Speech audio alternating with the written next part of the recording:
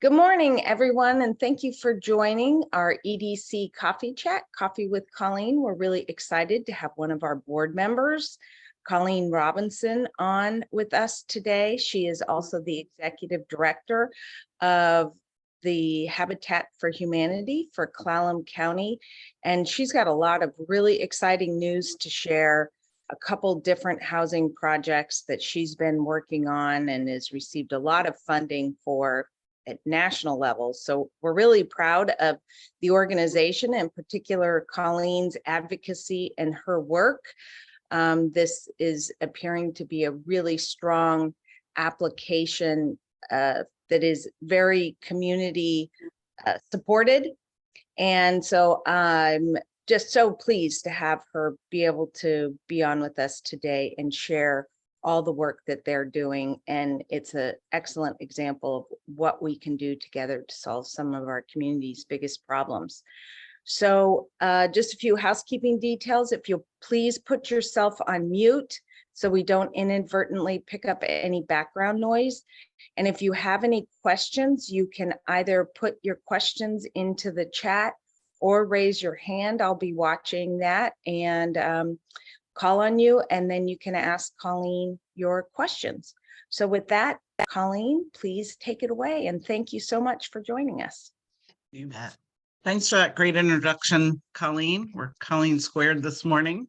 Thanks everyone for being here. I'm always happy to share about Habitat. Let's see.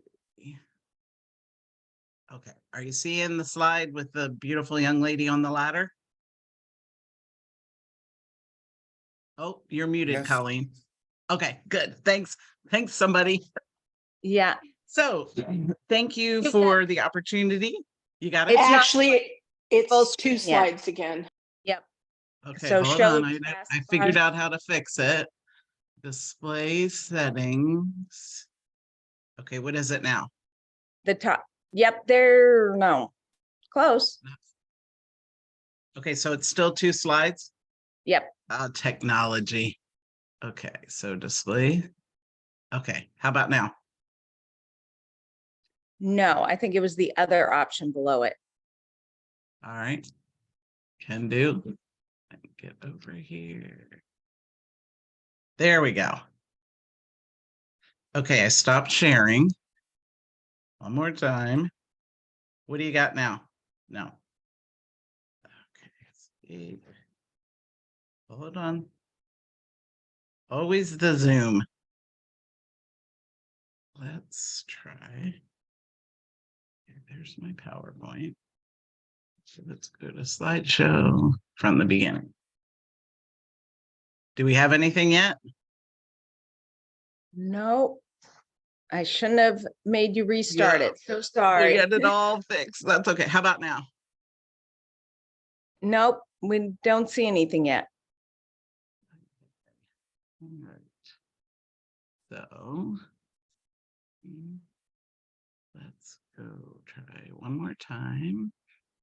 So we'll go to close this, share screen, and this. We'll go to slideshow from the beginning. And I can see it. Okay. There, perfect. So we got it back. Yay! Yep. Success. Thanks everyone for your patience. So thanks for the opportunity to share about Habitat for Humanity of Clallam County. For a bit of background information, there are 1,100 affiliates across the United States, 25 here in Washington, and we also serve 70 countries around the world with housing solutions. Habitat for Humanity was founded in 1976 in Americus, Georgia, by Millard and Linda Fuller, dispelling myth number one that Jimmy Carter is not our founder, but he is our most popular volunteer. We have 47 years of data on the transformational impact home ownership has on Habitat family partners. Habitat Clallam was established in 1991 as Dungeness Valley Habitat. We currently are building our 38th home in Clallam County. In 2015, we added our repair programs to our scope of work and have served hundreds of local families through our Rally in the Alley program and neighborhood cleanups. Our repair programs give us the opportunity to serve low and fixed income homeowners. I'd like to start by sharing some definitions on housing, which seem to be real buzzwords these days. What is affordable housing? This slide shares the HUD definition of affordable housing. Currently in the state of Washington, 1 in 7 families pays more than 50% of the household income on housing, leaving them to make difficult decisions regarding the family budget, food, medication, transportation, etc. Workforce housing is housing built to serve families that are in the middle between true affordable housing and luxury housing. There are a few different versions of workforce housing. Typically, they come into play at an income level where you're serving families 60 to 100% of area median income. There are many benefits to having adequate affordable housing for working families located in communities. Workforce housing allows families, allows hospitality workers, critical care workers to live and work in the same community.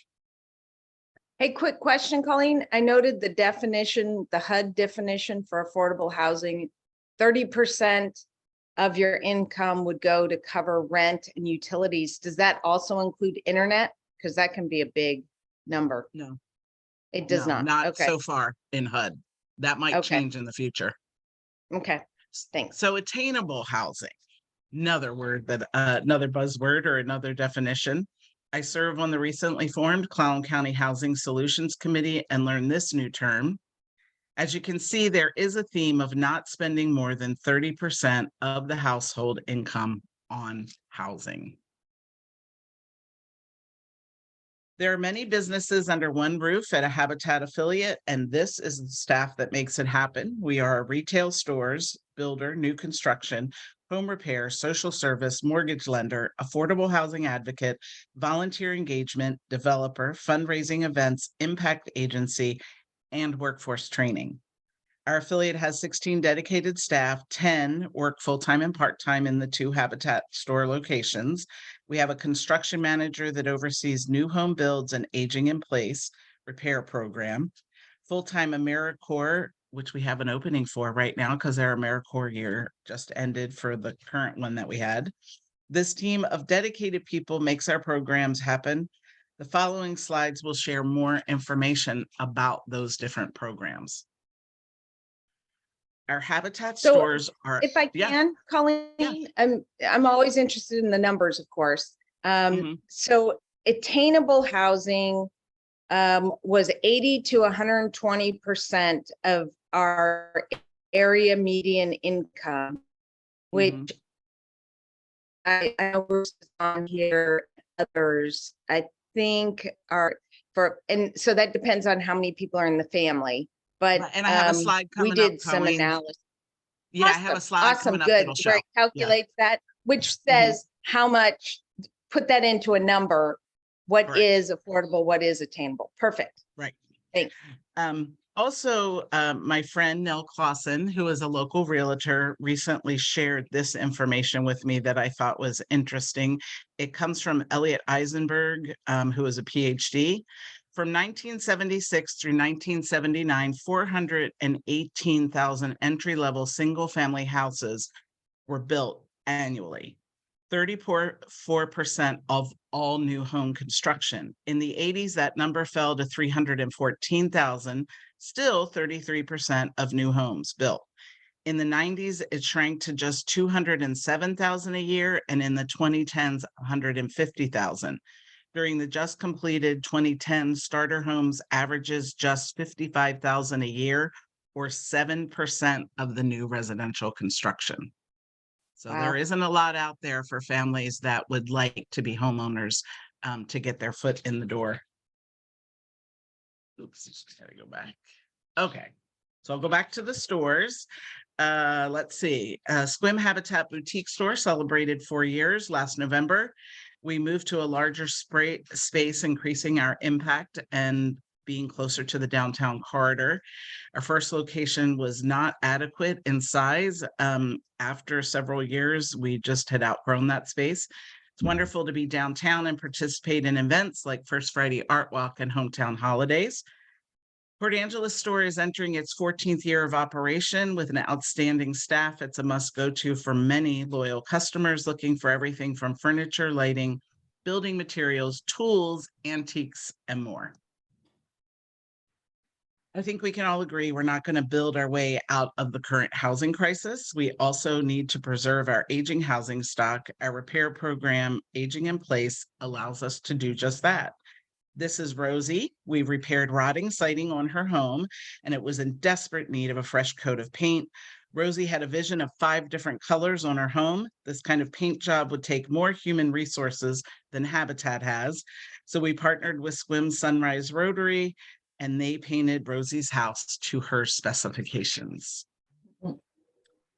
Another collaboration, Swim Sunrise Rotary wrote a district grant to partner with Habitat on a repair project. The timing of this project also aligned with Swim Beautiful Day, which was on April 29th. Many volunteers came out that day and pushed the project over the finish line.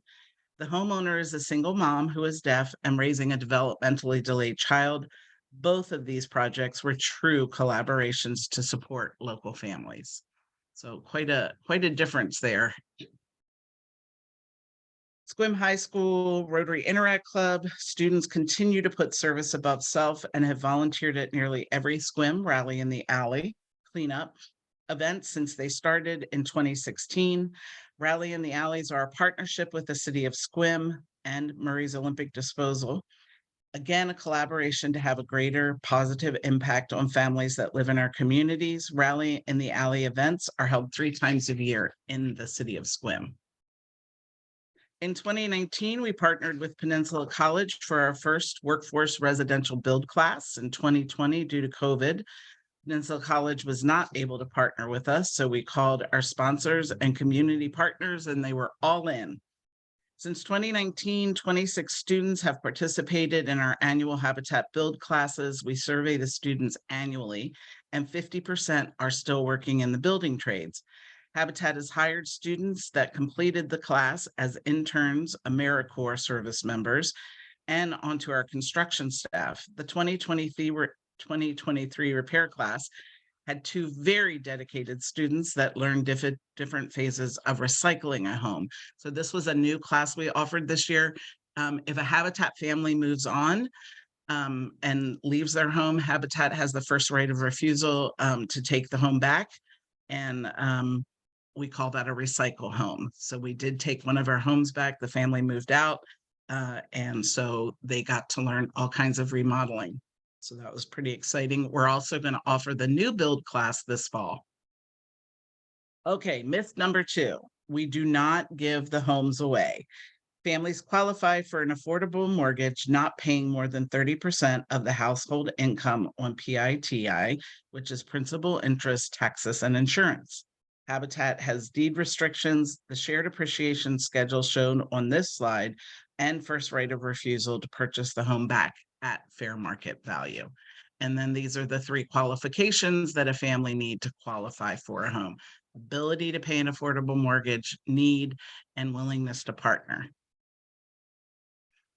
And here is that slide that you were asking about. This comes out annually from HUD, and this is 30 to 60% of AMI. So it shows you the minimum and the maximum that families can make in order to qualify for our programs. And this is also on our website at habitatclallam.org. And when we get updates from HUD, then we update that on our website. So Colleen, what does that income level, household income level, equate to based on current interest rates? So if it's I don't know what current interest rates are. So we are currently using USDA 502 home loan, which is only for rural affiliates. And we are very grateful. It was a game changer for our affiliate because traditionally the Habitat model was a 0 interest mortgage, and we would take it out 30 or up to 38 years in order for the family not to pay more than that 30%. That's not sustainable. Back in 1976, it worked, but it is no longer sustainable. So we moved to the USDA.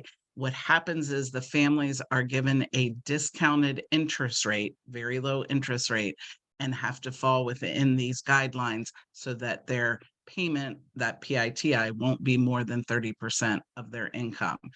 Over time, annually, they have to file their tax return with USDA on how much they're making, because hopefully over the time of their career, we're making more money.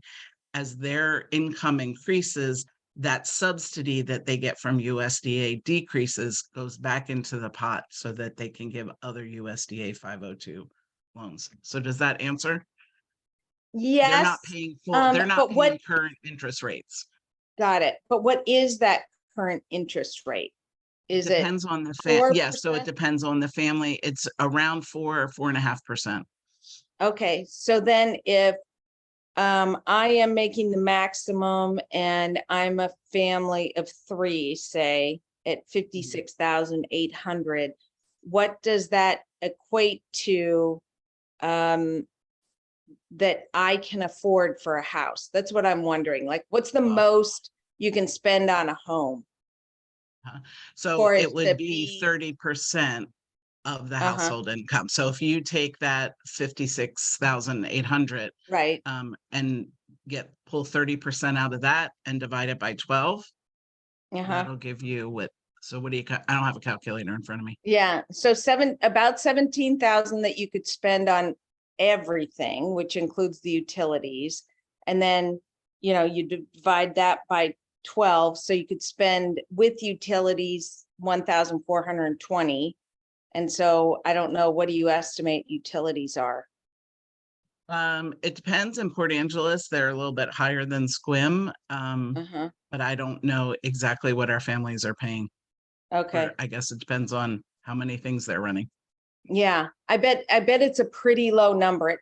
Let's say it's $1,200 a month that you can afford for a mortgage.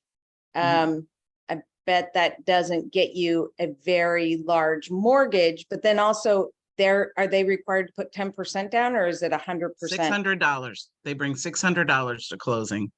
Okay, interesting. So it's 100% basically loan then. Okay. Correct. And it can go out, USDA will go out as far as 38 years. Okay. Got it. Thank you. You bet. This is one of our family partners, Sophia. Maloney Heights is a 14-home community located in Port Angeles. Sophia's home is the 11th home to be completed. Habitat homeowners are contributing members to our community. They pay property taxes, they shop where they live, and they work. Their children attend local schools, play sports, participate in other community activities. Home dedications are always a celebration when a family receives their keys and is able to move in. And this was Melissa and her son in January on an almost warm day. We've been building homes with our self-help new home program in Port Angeles at Maloney Heights neighborhood since about 2012.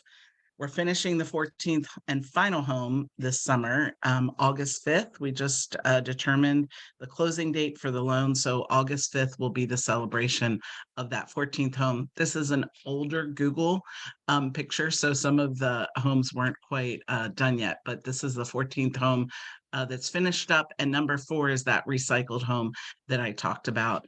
And that'll be done sometime in September, and the new family will be moving in. This represents a few of the local companies that supports Habitat Clallam. Herman Brothers donates topsoil to every home we complete. And Port Angeles Millworks and Hartnagel Supply sell building materials at a discounted rate, in addition to supporting our build class. Grocery Outlet packs the pantry for every home before the dedication.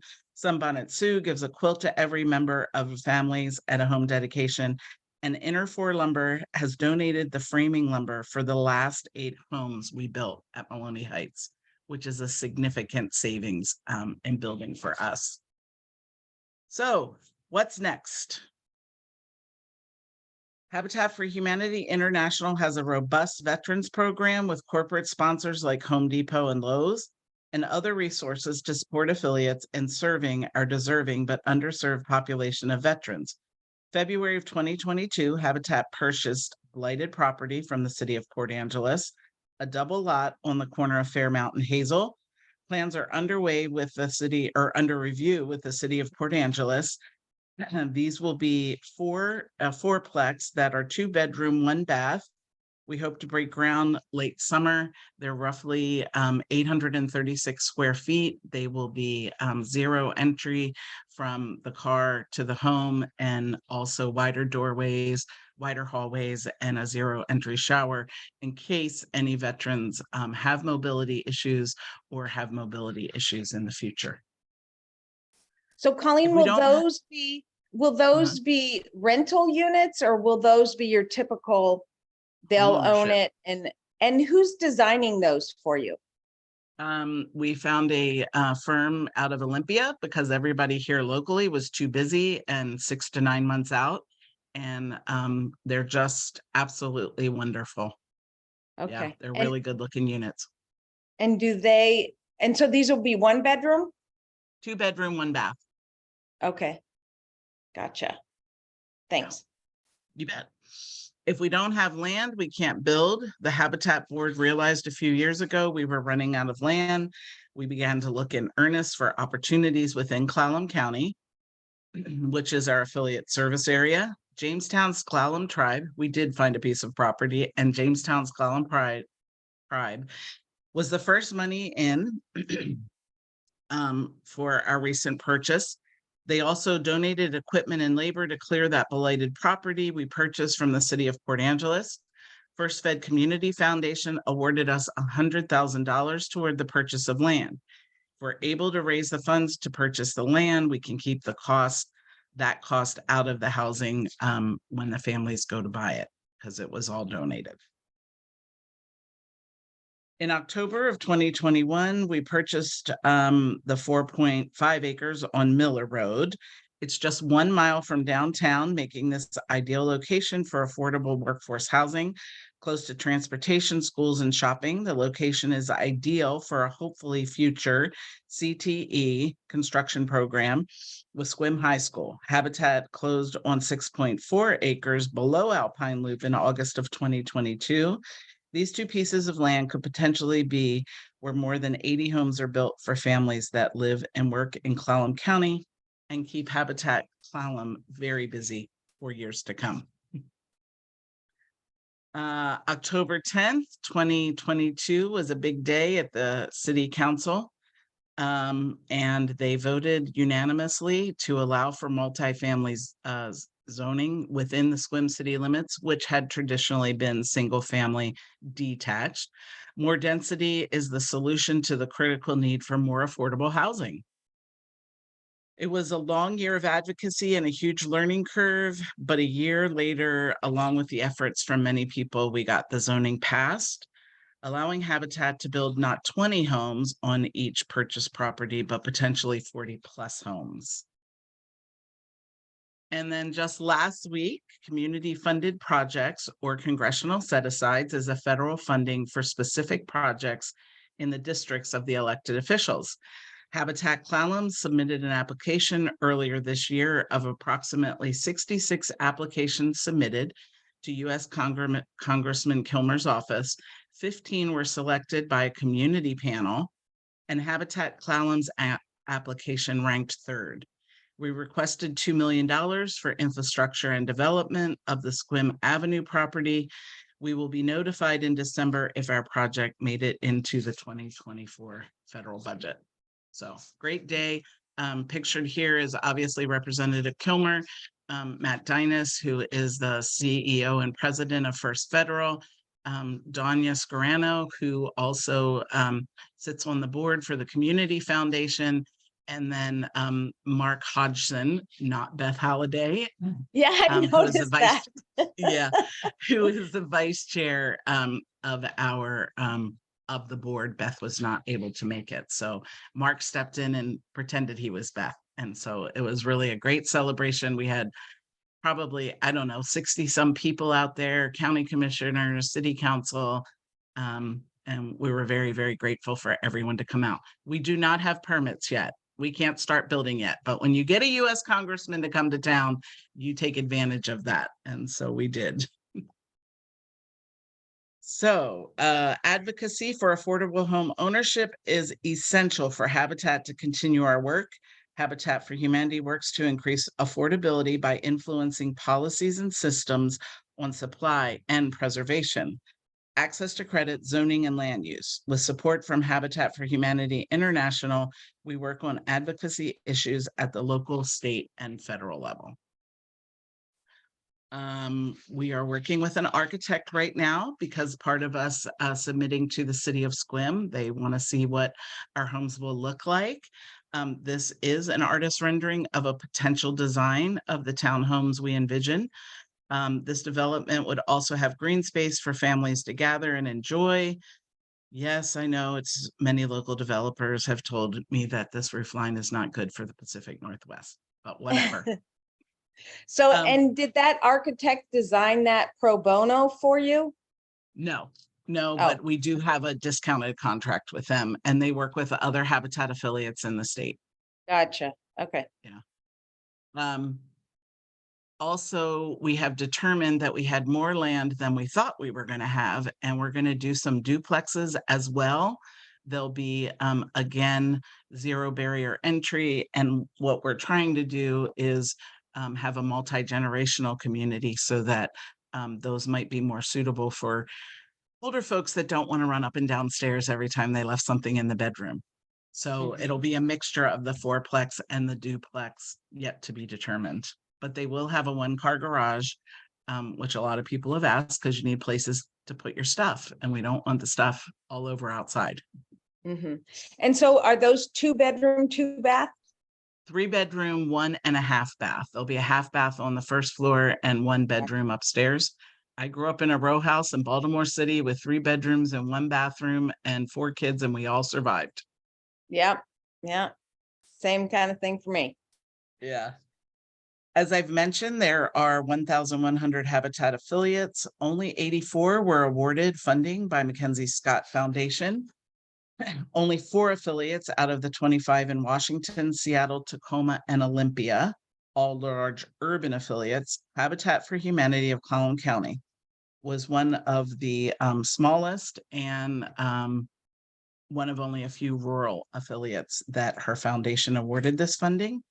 We're anticipating development at 80,000 per home. If you times that by 40 homes, our original projection, that's 3.2 million.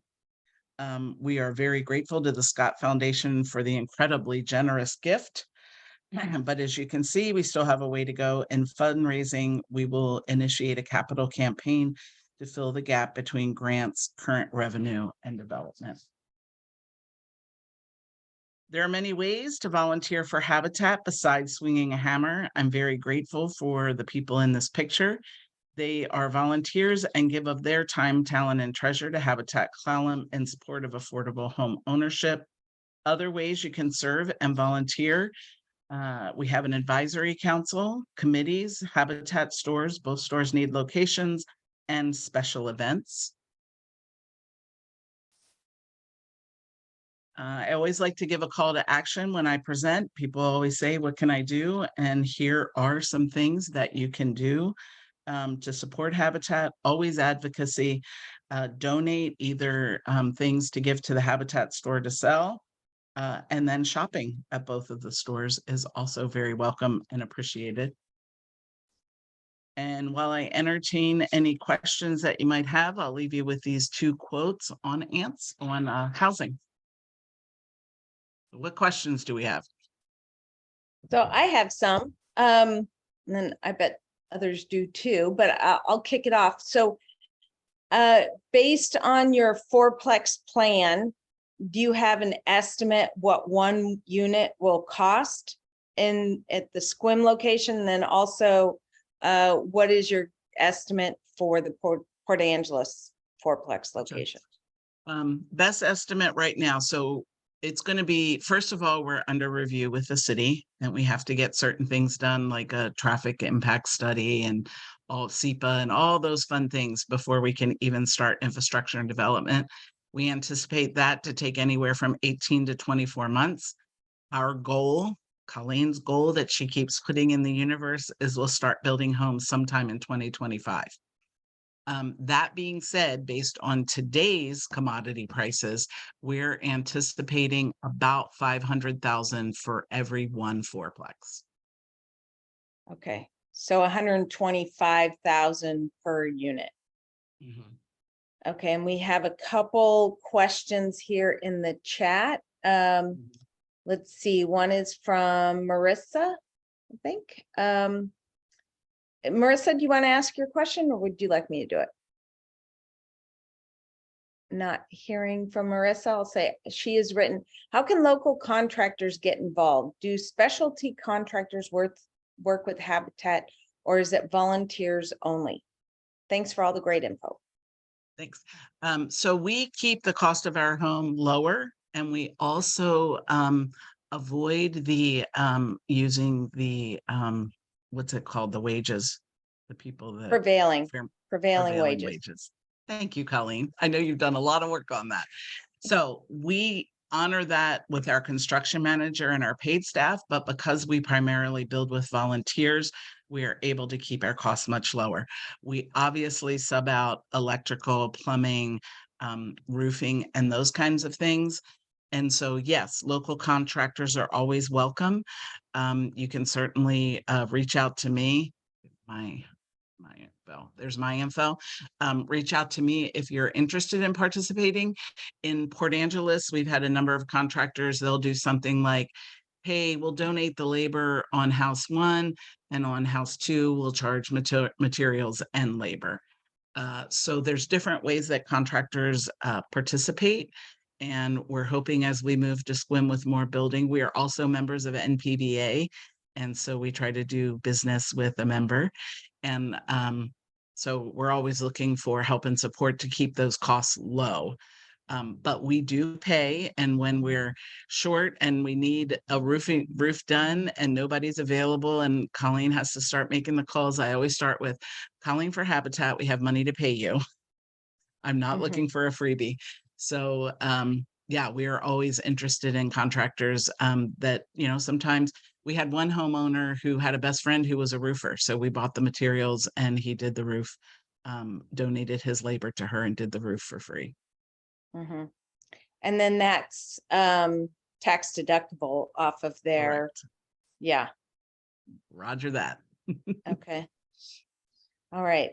And so share with everyone what the price per foot has been previously and what you expect it to be going forward based on, you know, free materials at times and sometimes free labor, and So the sweat equity of the homeowner, of Right. course, is a huge piece. Right.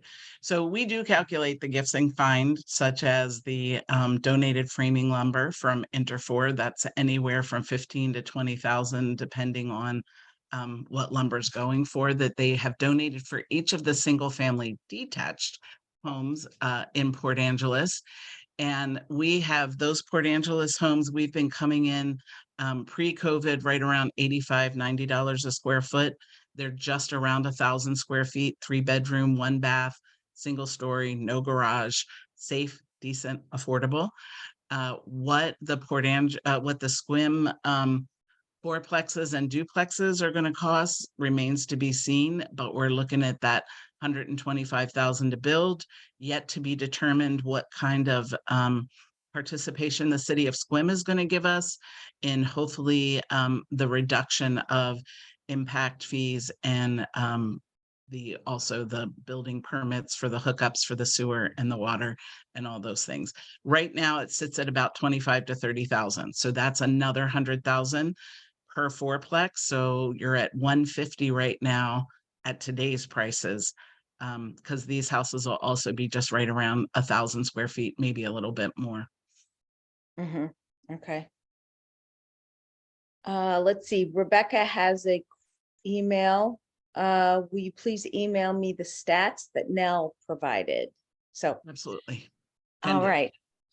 And so when you talk about $85 or $90 a square foot, is that that doesn't include SEPA and all the development fees and that kind of thing, correct? That's Correct. after you have a ready to go lot. Correct.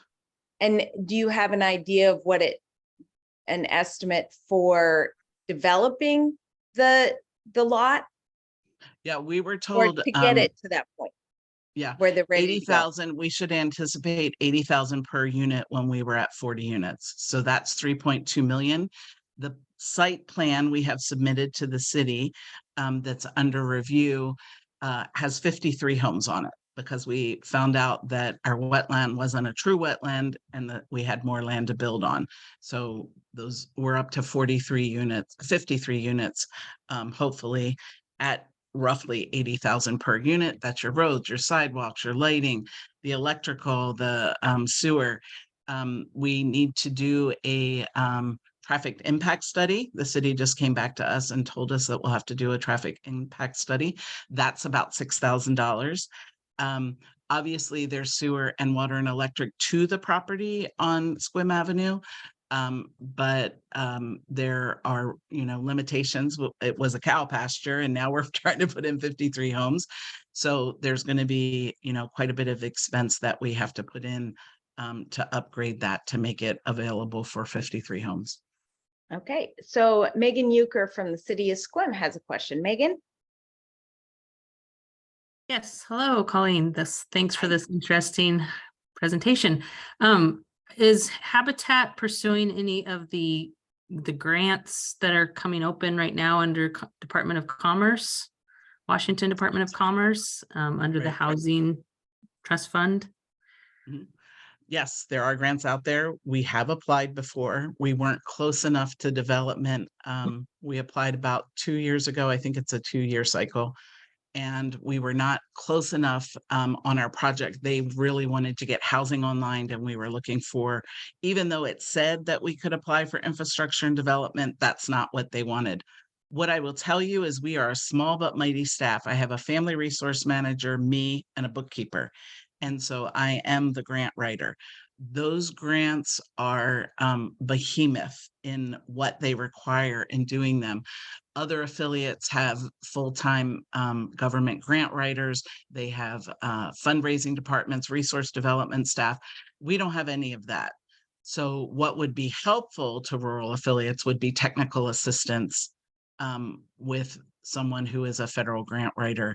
And I don't know at what level that will come. I did hear from Representative Theringer that they were trying to get some funding to bring someone online to help rural affiliates with these. So yes, I would love to go for those, but that would be almost a full-time job during the application process, aside from all of my other duties. So it's a lot. And Colleen, you did ask me earlier, so every family that we select, anyone in the home 18 or older, so even if they have 18-year-old kids, has to put in 250 hours of sweat equity. 100 has to be on construction. 50, up to 50, can be donated by friends and family. So if they have younger children and somebody's babysitting or helping out, they can donate those hours. And then the other 100 can either be construction, but we also require them to take a financial class, a first-time home buyer class, an HOA class, and a homeowner maintenance class, because typically our families have been renters generationally. And when the hot water heater goes out, they call the landlord and say the hot water heater went out, and we want to set them up for success. So we require all of those classes so they understand they need to save money to fix the dishwasher or do whatever needs to be done. Great. Bill has his hand up. Bill Dowling from Olympic Workforce Development Council. Hi, colleague. Good morning. Thank you for Good great morning. information and really very, very practical. I'm wondering if you've done any exploring with a DOL Youth Build grant and if you've had any connection with OESD. I know they've been looking at that. OSD 114 has been looking at that. That's basically to teach young people, obviously, the construction skills. And I know they're always looking for partners kind of in that way of a possibility of having young people work on those projects. So just any inference into that, or would that be an area that you think you might want to explore? definitely an area we would want to explore. I wasn't familiar with any of what you just mentioned, Oh, okay. but my email's on there. If you want to shoot me an email, maybe we can set up a time to talk offline and I can learn more about that. You know, volunteers are a struggle. Sequim has an aging population. Yeah. COVID changed dramatically. Pre-COVID, I had five paid store staff in Port Angeles in that gigantic store. But when people, you know, COVID happened, we lost all of our volunteers, and the way that we needed to supplement was by paying staff. Obviously, that cuts in to the profits that we make. Totally understand why people aren't comfortable coming back to work in those situations even now. But it has definitely impacted us. And if we could build a volunteer force or partner with an organization that is willing to help us build, that would be all the better and all the quicker we could get these houses done and ready for families. Awesome. Thank you. Be in touch. Yeah, that's great. Thank you so much, Bill. So folks, any other questions that you might have for Colleen? I can't find, where is the hand Hi, button? Tim. Hi Yep. there. Can't find my hand button anywhere. Go ahead. I'm raising my hand. Good morning, Colleen. Hey, I was morning. wondering, what is your demographic of the families on 16th and N as compared to what you think will be in down on Brownfield and Sequim Avenue? Sure. So I would say that on 16th and N, we have younger families, two-parent households, a number of single women households, all with children. And so that's the demographic we've been serving there. Our hope in Sequim is the workforce, whether they're single parenting or, you know, two-parent household and a couple of kids. And then, as I said, also multi-generational by offering some of those duplexes. So it can really be a true community of multi-ages. We are also going to do something different that we didn't do in Port Angeles, and that's have the property in a land trust. Yeah. And so what that means is the families will own from the walls in, they'll own the home, but they won't own the land. And the reason that we want to do that is to keep these homes permanently affordable. So there will be a deed restriction of a certain AMI that they are allowed to sell to if they choose to sell and move on. And in that case, the land lease of 0 to 99 years would start over every time the home is sold. So keeping it true permanent affordability. Again, that's a big lift for a little affiliate like us. 3 of those 38 homes that I mentioned that we have built to date have sold on the open market because Habitat did not have the money on hand to buy at fair market value, then refurbish the house and make sure that it was still affordable for a family to live in. So the land trust is going to be impactful. They will have a little less appreciation because they won't own the land, but it's going to keep it permanently affordable. And that's respecting the intent of the donors and respecting, you know, all of the people that have supported Habitat. Do they include, does your communities include an HOA? Yes. Okay. So will the area down, what amenities kind of will be included down in, you know, dog park, that sort of thing with small lots? And Sure. The one on Sequim Avenue, we intend to have a playground and a gazebo with a picnic area. okay. So there'll be green space for them to hang out because yes, the lots will be small. But the HOA will take care of a lot of any snow removal or any, you know, green space. Upkeep, the maintenance. mowing, yeah, all of the green space, the mowing, the upkeep of the neighborhood will be done by some sort of maintenance company that the HOA hires. What do you see the price point on those? I would like to see them between 150 and 175.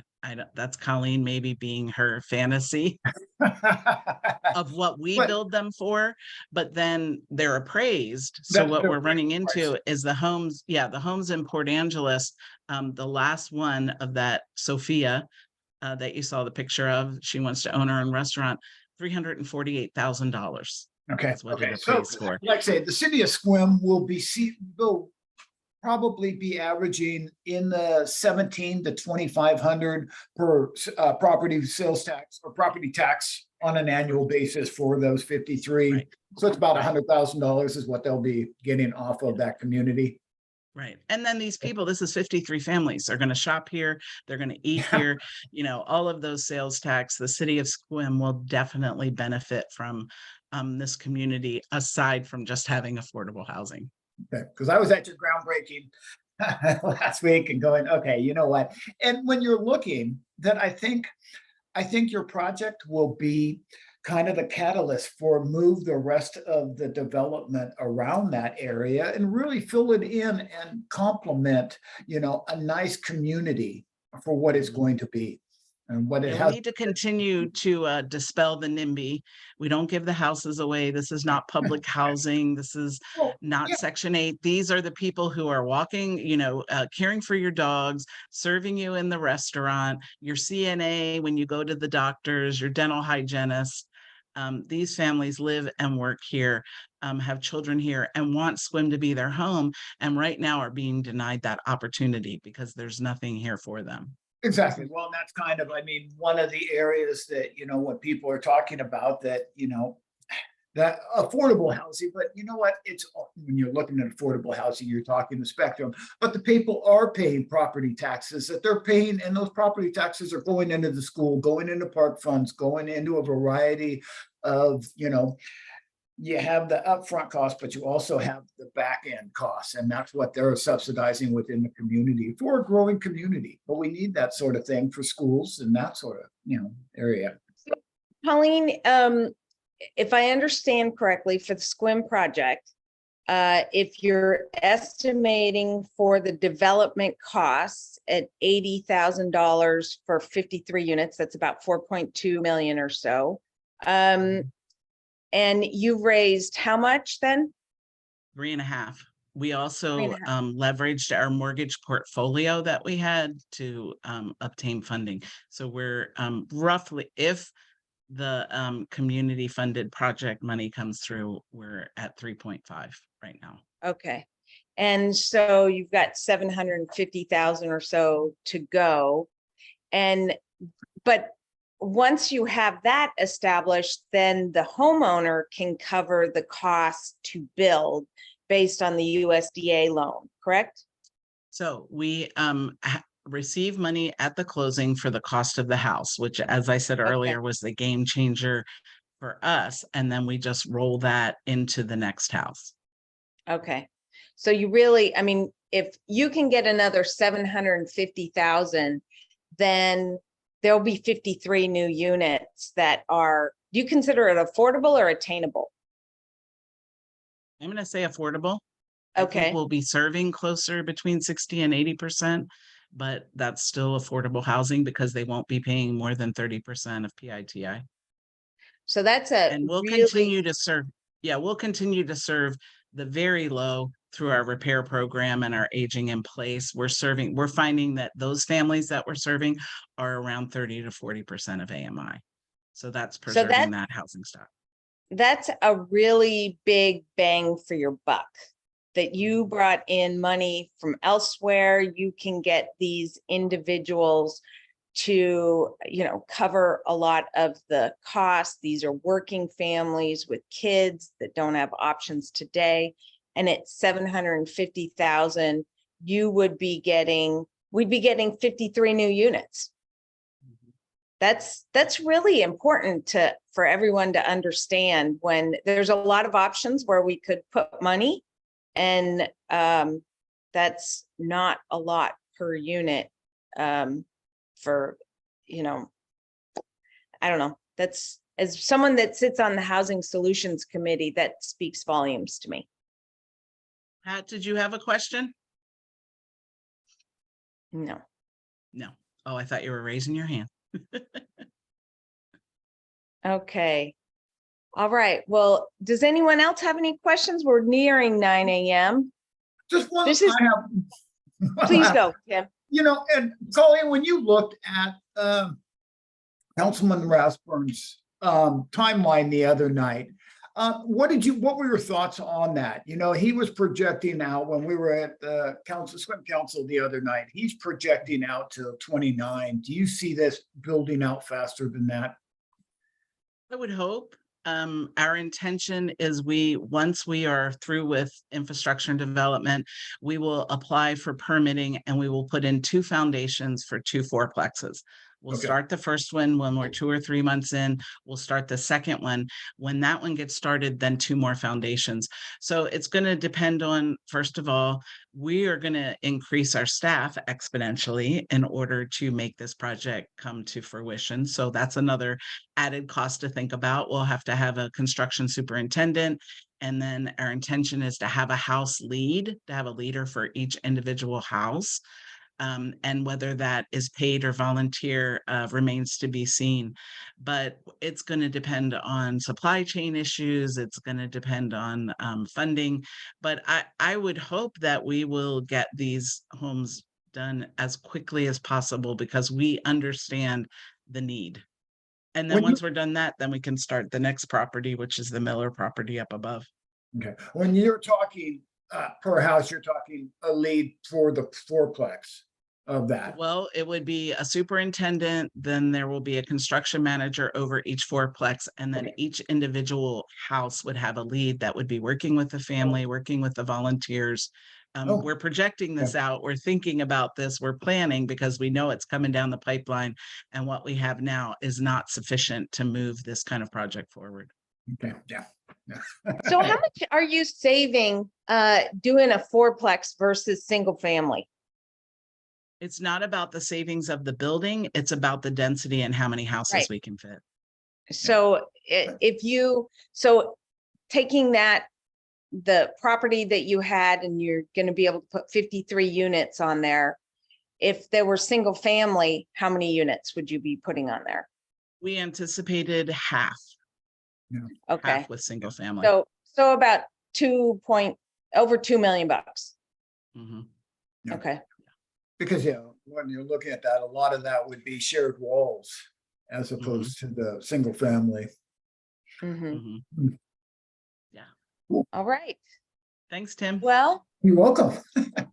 yeah, thanks for all the questions. And Colleen, if you don't have anything else, I want to once again say thank you for your tenacity, your pleasant persistence, and your advocacy. You're really a true champion for Clallam County. Thank you for all Thanks. you do. I put a quick question in here. Yes, they will have the same requirements. That's written in our policies and procedures that 250 per household member, 18 or older. So that'll stay the same for the SQUIM project and the Veterans project, which we're going to have to get creative with proxies and different things. If any veterans that are selected have mobility issues, then we're going to have to look at other ways to be creative with them doing sweat equity. But that is a really important component of the habitat philosophy, that the families to come alongside them and partner with them. So them being a part of the construction and taking those classes and part of our fundraisers, it all matters. Great. All right. Thank Well, you. thank you Thanks, so everyone. much, Colleen. Thanks, And Colleen. have a great day, everyone. Thanks. Bye. Bye-bye. Hey, Colleen, do you have a second? I do. I've been trying to reach you. You have. I haven't Well, got